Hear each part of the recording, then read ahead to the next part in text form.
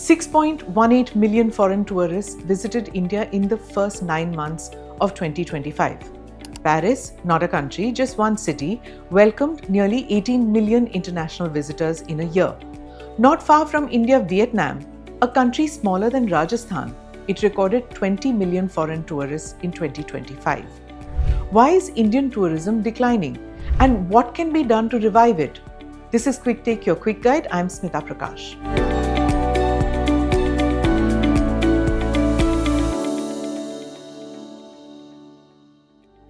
The facts. India is no longer a budget destination. Not for foreigners, not even for Indians. A domestic holiday today often costs more than an international trip to a destination like Sri Lanka or Thailand. Domestic flights are expensive. Hotels are overpriced. Service quality has declined. A decent Vietnam holiday can cost about 50,000 rupees to 60,000 rupees per person for a week. A similar trip to Goa can easily cost the same or more. For many Indians, a foreign trip feels cheaper and more aspirational. The problems. Public transport in India is unreliable. Cab drivers form cartels and rarely charge by the meter in many destinations. Last mile access from metros is weak. Pollution is another major deterrent. The AQI in the national capital has been in 3 digits for 4 months. Spitting is common, ancient monuments are defaced, toilets are unclean, and there's a rancid smell in many heritage sites. These things put off even domestic tourists, let alone foreigners. Why would anyone pay high prices to visit such surroundings?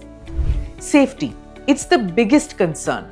During the Women's World Cup, 2 Australian players were molested in Indore. In Rajasthan, a French tourist was raped. In Karnataka, an Israeli woman and her homestay host were gang raped. These are not isolated stories. They travel across borders, they spread online, and it shapes global perception. These stories define India's global image, whether we like it or not. The competition.